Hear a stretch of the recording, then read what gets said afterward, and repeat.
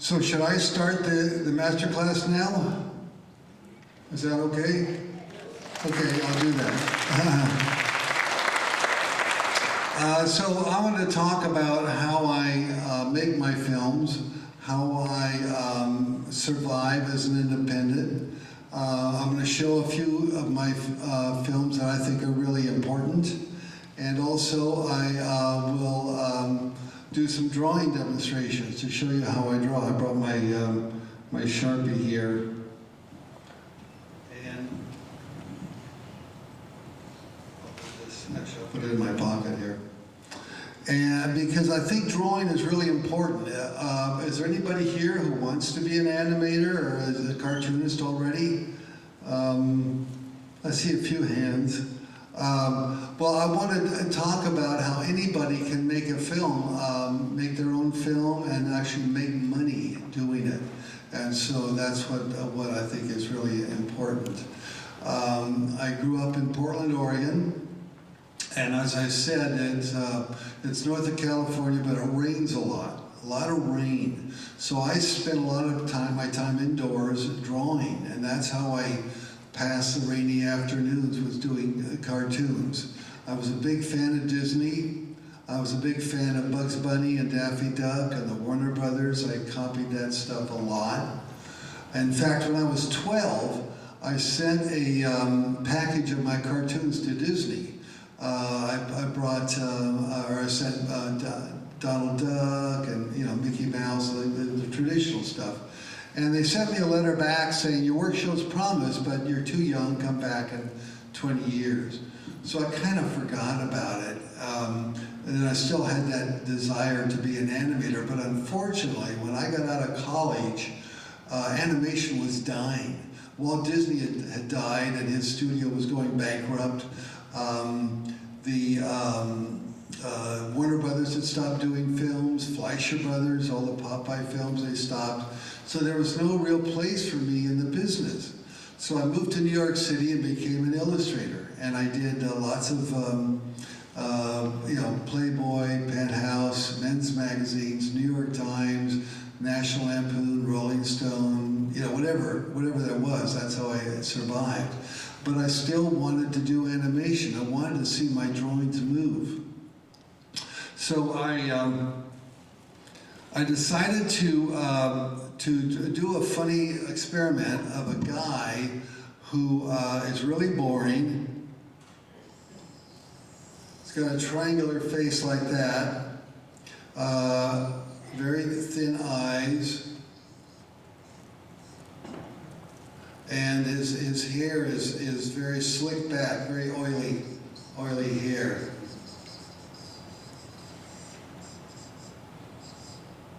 And he's singing this song. And he's wearing a suit. This guy always wears suits.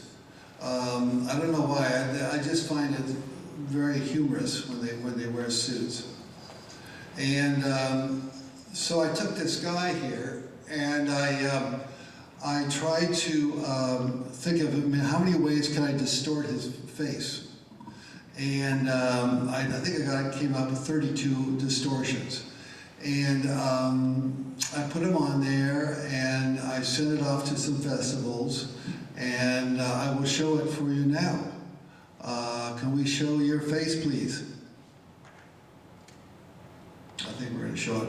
Anyway, while we're showing it, I will finish the drawing here. You can go ahead and start the film anytime you want.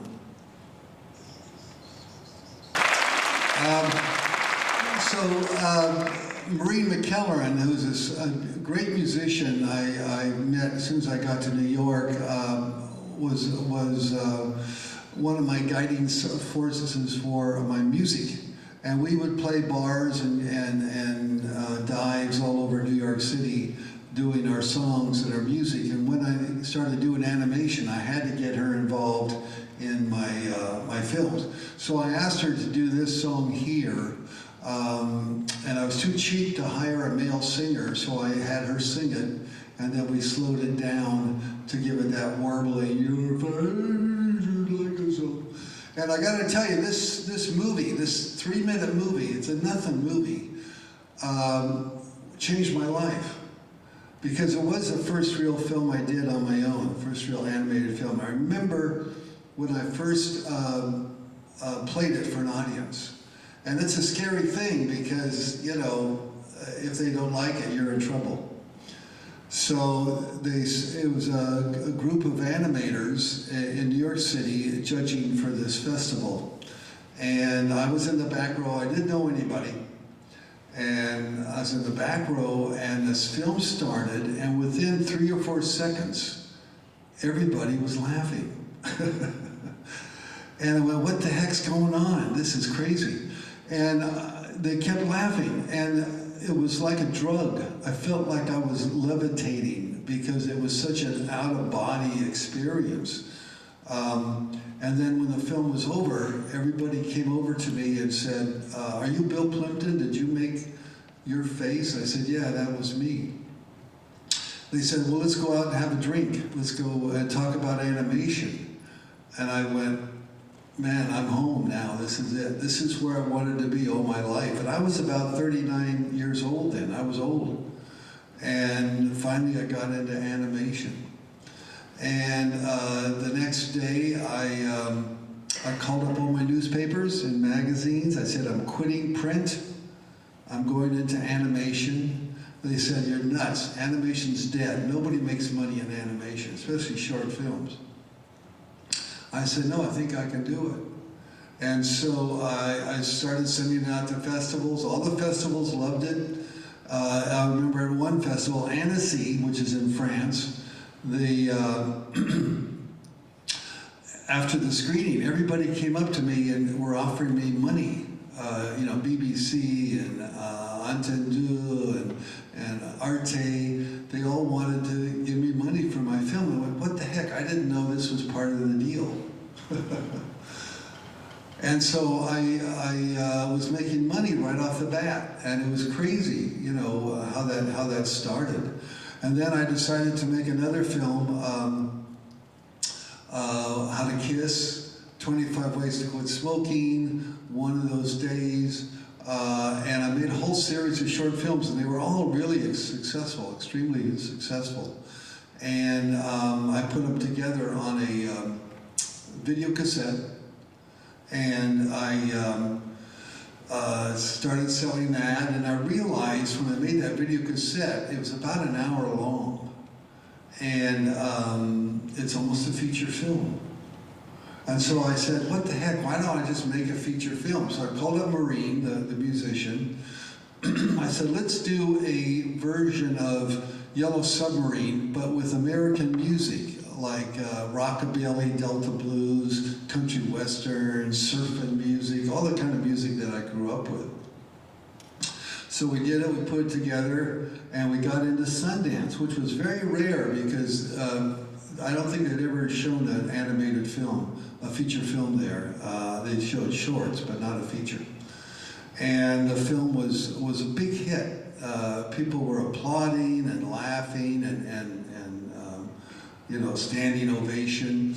And I remember I went to a luncheon, a filmmaker lunch at Sundance. And so all the filmmakers could meet each other. And this one nerdy guy comes running up to me. Oh my God, Bill Plympton, oh wow, How to Kiss, how did you do that? Where did you do your modeling? And you know, I Married a Strange Person, or no, Your Face, that's the funniest film ever. And it turned out it was Tarantino. He was there with his film Reservoir Dogs, which was a huge hit at the festival. And after that, he took off and became this superstar director. But one story I'd like to tell is when the film wasn't being sold, I was really disappointed. I was really sad. And because I thought the audience loved the film. It was a great film. And I was riding the bus. They have a bus that goes around to all the ski resorts. And I saw the the guy who ran Lionsgate Films, a big guy, big studio. And I ran up to him and I said, oh man, I forget his name, I think it was Don or something. Oh, did you see my film? Everybody loves it. We need, we're looking to get distribution. Can I give you a copy? I have a copy here. He said, no, I got so many films to see, a stack this high of cassettes that I have to see, and I just don't have time to see more films. Oh, darn, that was so depressing. I was really thought I had a sale here. And just then, the doors open on the bus, and the snowboarder comes on the bus, and he's got this knit cap with snow dripping down his face. He's got a snowboard, and it's caked with snow, just snow everywhere, tromping with his feet. And he says, dude, you're Bill Plympton. Man, I loved your film. You rock, dude. Keep it going. And he jumps off the bus and starts sledding down the hill. And so the guy from Lionsgate looks at me and says, well, I guess I better see your film, huh? And he saw it, and he bought it, and he paid me good money for it, just because of that crazy surfer dude, you know. It was amazing. And so that's the way the industry works. That's for independent. There's no real guarantee you're going to make money on this. I don't know if Slide's going to make money, but I think it's a really wonderful film, and I think people will love it. So that's why I gamble my career on it. I want to tell you one more story. When I was at Portland State, I was going to film festivals, and there was a film festival there, and this guy was showing what's called industrials. They're films that advertise, but they're long. They're like 20 minutes long. And so I went up to him. I said, "Oh man, your film is great. I love it." And he said, "Well, why don't you come home? I'll show you my more of my films." I said, "Yeah, I love that." So I went up there, and then I walked in the door, and here was this little kid, like 14-year-old kid on the floor, drawing cartoons. And I said, "Wow, you're a cartoonist. It's good. I love meeting cartoonists." And it turned out that was Matt Groening, the guy who does The Simpsons. And so we became friends. And I remember we were in Annecy about 10 years ago, and he said, "You know, Bill, you should do something for The Simpsons." And I said, "Great, I'd love to." And so I'm going to do a Simpson drawing, and then I'm going to show you the thing I did for The Simpsons, or one of the things I did. So this is Homer, something like this.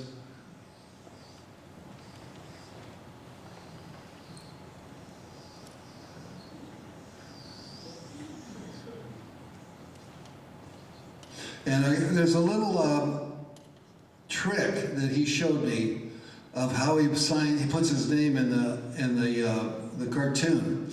You gotta do the hair here. The ear. Let's see if I get this right. He does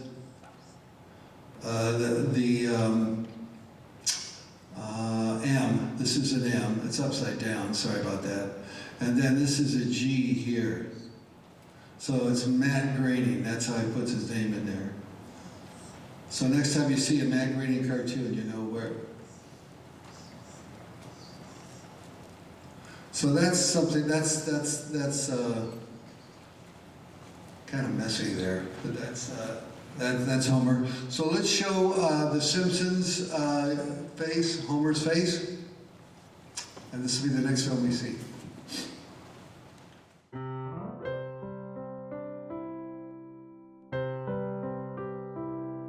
Your face is like a song. Your sweet eyes whisper and I want to sing along. Your features are in tune. Let's sing together and turn every month to June. Your face hums, makes me a happy fella no more. Singing a cappella, no longer lonely.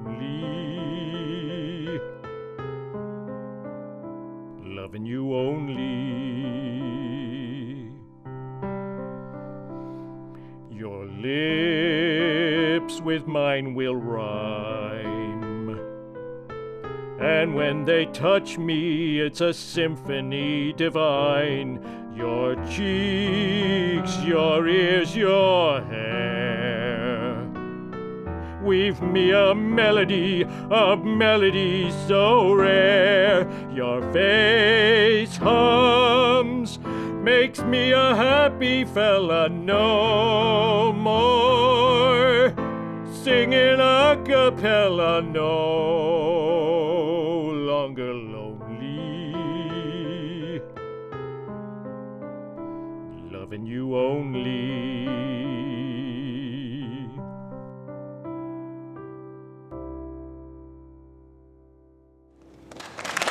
Thank you. Thank you very much. I've done 6 or 7 of those, they're called couch gags. This is by far the most popular. Everybody went nuts for it because it's such a weird film, and people knew my film, Your Face. They knew the connection, that was the influence. I forgot to show you my shirt. This is my cowboy shirt that I wore for the slide. So you got guitars over here and everything. So the tune was a success, and I kept making features. I've done 9 feature films now, including the slide.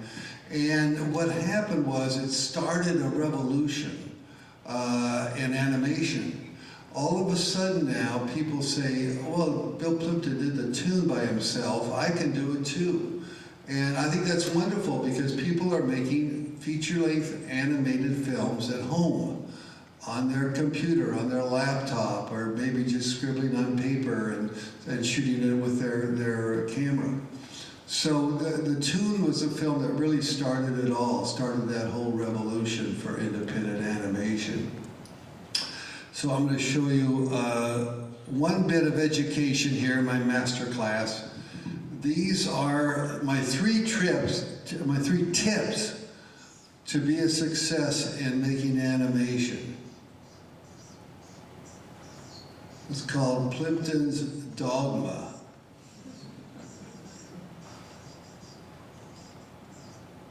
And these are the 3 rules.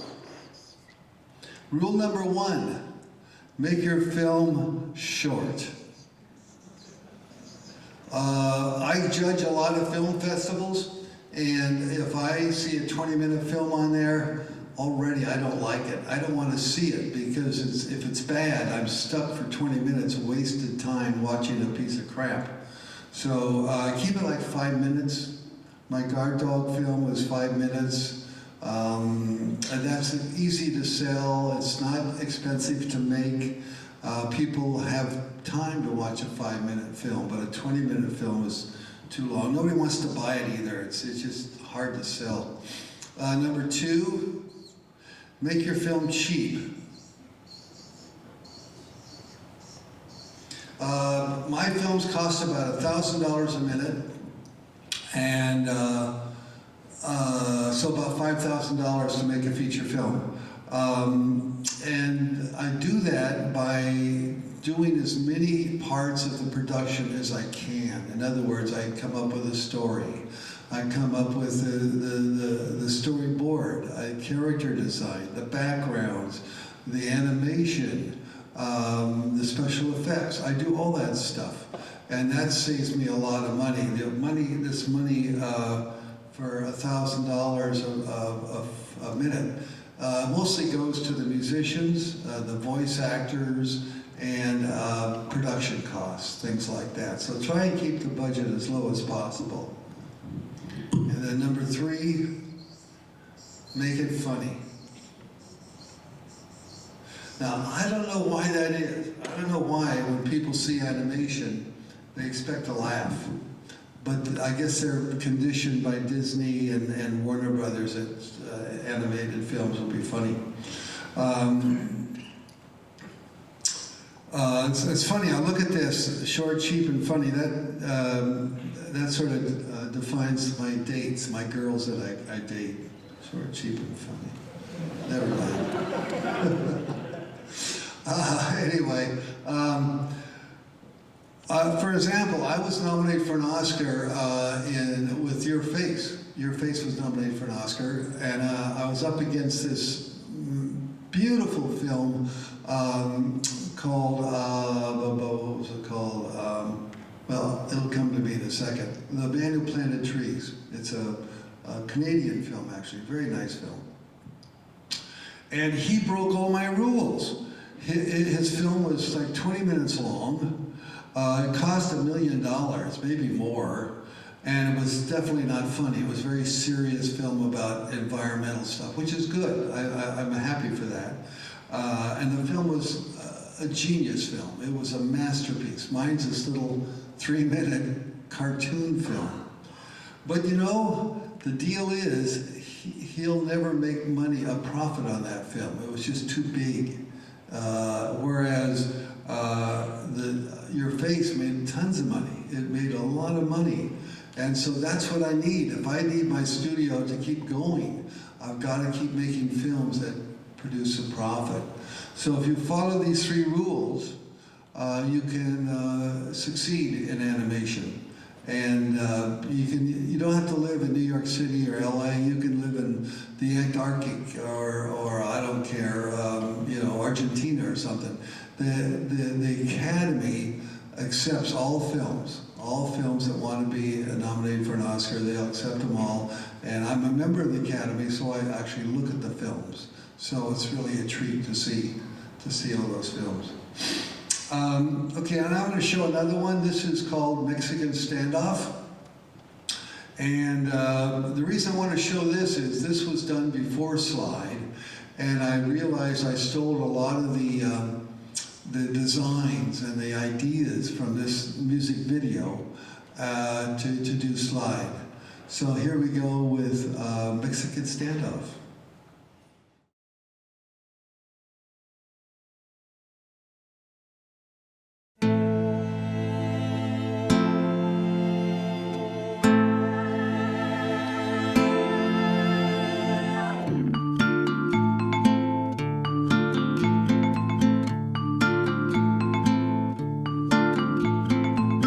Such a pretty one, nymphet of the sun. Come on in and take me down with you, just because there's no one else to do. This is your lucky day, you get to blow my face away. But be careful with the lust you show. This kind of thing just tends to up and go. Hold me now, I'm falling into. Hold me now, I'm falling into you.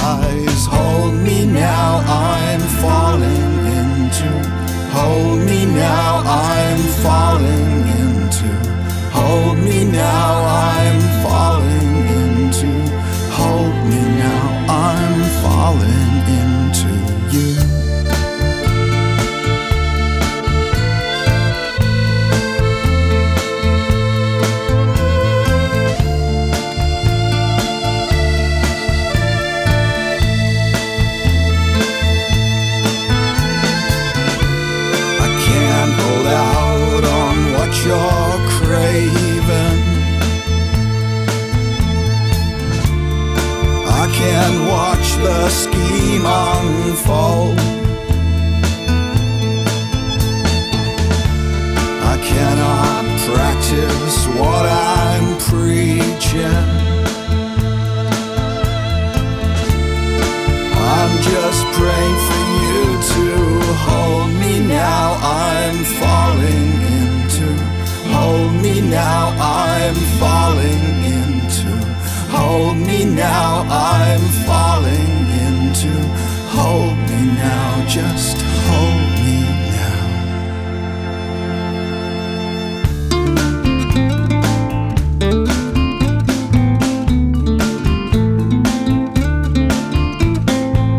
This time I gotta go. I hate to say I told you so. I gotta run to when it all felt new. You know that means I'll run right back to you, my love.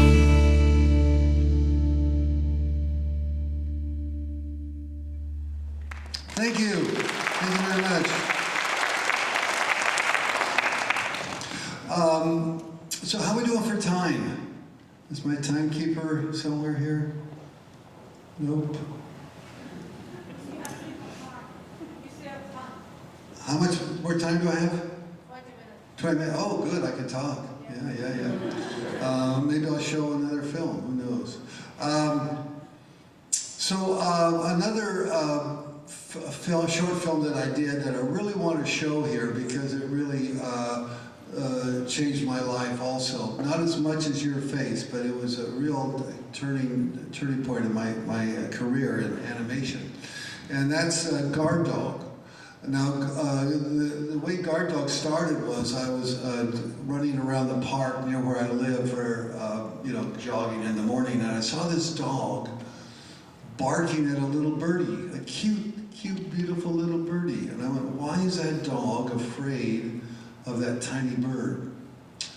And so I went inside his brain, and I had realized that he was afraid that bird would attack his master, and he would lose his home, he would lose his companion. And so that's why the dogs are so paranoid. We had a dog that was like that. Even anytime a car came down our driveway, that dog would attack him. It's really a bad thing.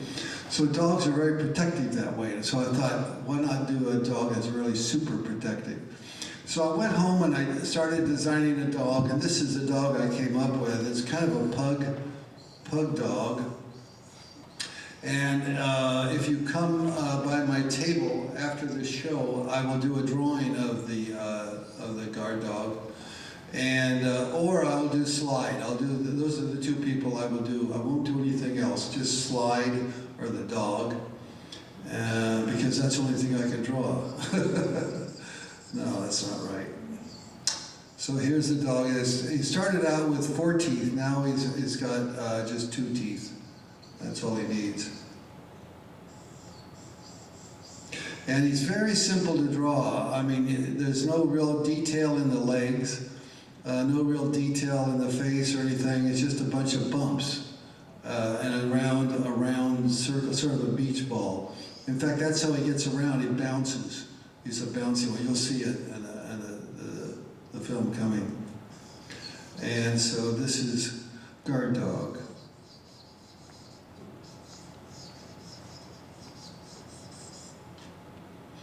Oops, I forgot this here.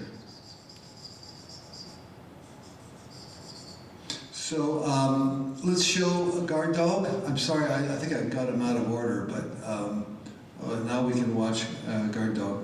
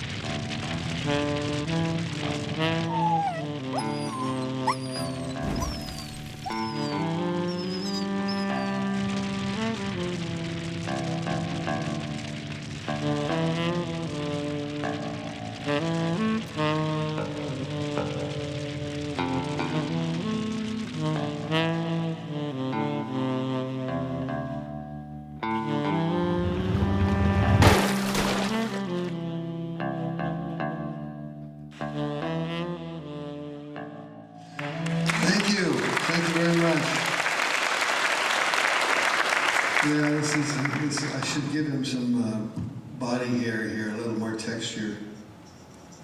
That's why I like doing the guard dog series, because he always ends up losing. He can never, keep a owner. He's always on his own, looking for someone to take care of him, and I think that's why he appeals to people. So I have some extra time. I didn't plan on that, but that's good. I'm working on a new short film now. Now that I've finished with Slide, I'm moving on to another short film. I haven't done a short film in 15 years, I think. No, maybe 12 years, something like that. So it's good to get back into it, and it's a fairy tale. It's called Duckville. It's a town where everybody's a duck, and the drawings are very simple, very basic, and I liked it that way. So this will be really easy to do. This is the leader of Duckville. He's sort of the mayor.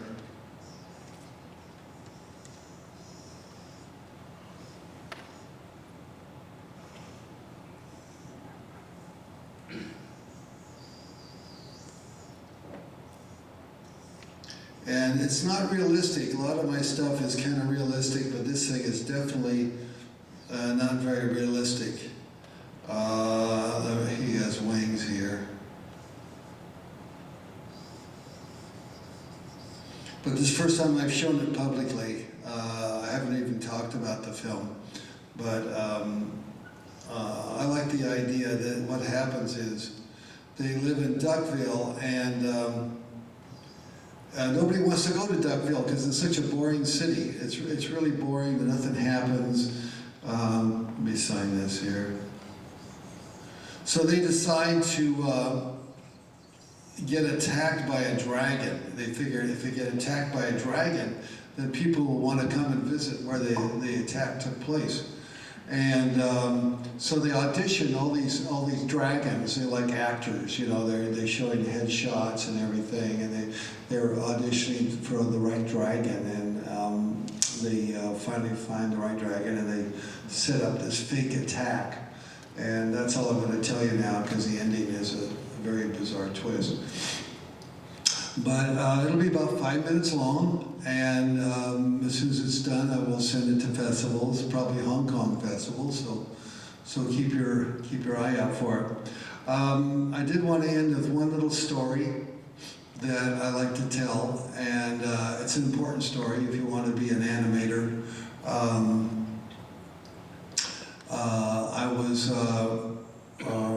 I sent my drawings off to Disney, like I told you, and they actually wrote back and said nice things. And then when I got nominated for an Oscar with the tune, I'm sorry, Your Face, all of a sudden Disney was excited. So they sent a lawyer out to my studio in New York, and he comes in, nice suit and tie, and big briefcase. He pulls out this giant contract.